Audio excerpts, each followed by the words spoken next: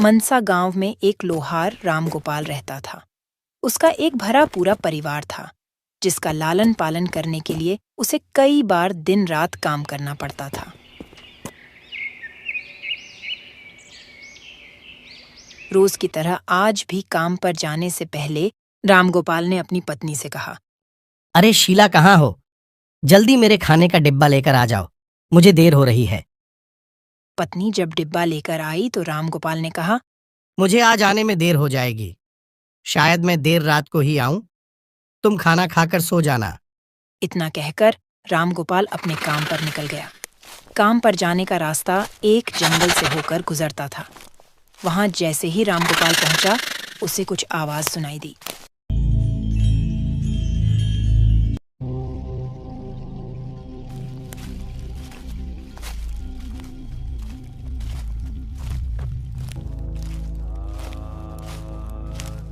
जैसे ही रामगोपाल कुछ पास गया तो उसने देखा कि एक साधु भगवान का मंत्र जपने के साथ ही हंस रहा है।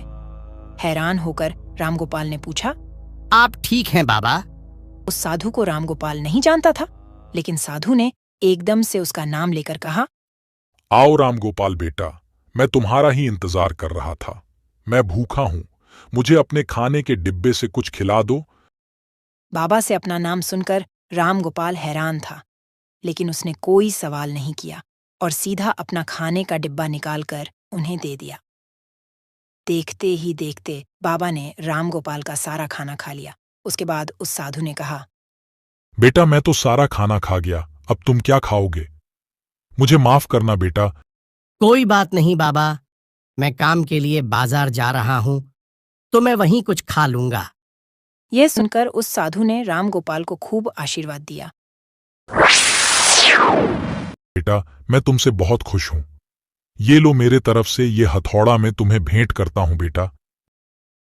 आपका आशीर्वाद काफी है बाबा। मैं इस हथौड़े का क्या करूंगा? इसे आप ही रखिए। ये मामूली हथौड़ा नहीं है, ये जादुई हथौड़ा है जो मेरे गुरु ने मुझे दिया था और अब मैं तुझे दे रहा हूं, क्योंकि तुम्हारा दिल साफ है। इसका इस्तेमाल अच्छे कामों के लिए ही करना और किसी दूसरे के हाथ में इसे कभी मत देना। इतना कहकर वह बाबा वहां से अदृश्य हो गए। रामगोपाल अपने हाथों में हथौड़ा लेकर बाजार काम करने के लिए चला गया।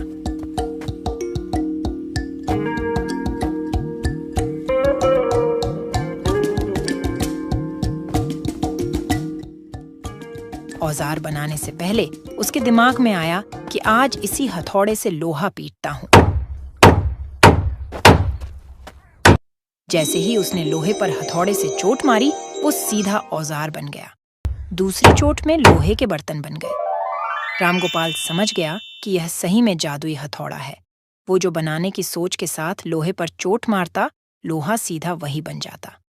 जादुई हथौड़े की वजह से रामगोपाल का काम जल्दी खत्म हो गया और वो अपने साथ ही उस जादुई हथौड़े को घर ले गया। इसी तरह रोज रामगोपाल उस हथौड़े से जल्दी काम खत्म कर लेता और कई बार ज्यादा बर्तन बनाकर उन्हें गांव के लोगों को भी बेच देता था। धीरे धीरे उसके घर के हालात पहले से कुछ ठीक होने लगे। एक दिन गांव का मुखिया उसके घर आया। नमस्ते मुखिया जी, अहोर भाग्य हमारे जो आप मेरी कुटिया में पधारे। कृपा करके कुर्सी पर बैठें। नहीं रामगोपाल, बैठना नहीं है, बस तुमसे एक गुजारिश है। हम गांव वालों को शहर जाने में बहुत ज्यादा समय लगता है। क्या तुम अपने हथौड़े से गांव और शहर के बीच आने वाला एक पहाड़ तोड़ने में मदद करोगे? इससे बीच में एक सड़क बना लेंगे और गांव से शहर का सफर आसान और छोटा हो जाएगा। क्यों नहीं मुखिया जी, ये मेरे लिए बड़े सौभाग्य की बात होगी कि मैं आप लोगों के काम आ सका। मैं कल ही जाकर उस पहाड़ को तोड़ दूंगा। और फिर अगले दिन रामगोपाल पहाड़ को तोड़ने के लिए निकल गया।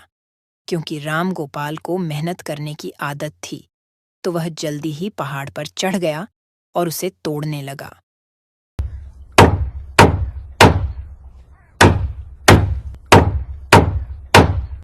मुखिया की बात सुनकर रामगोपाल ने उस जादुई हथौड़े से उस पहाड़ को तोड़ दिया।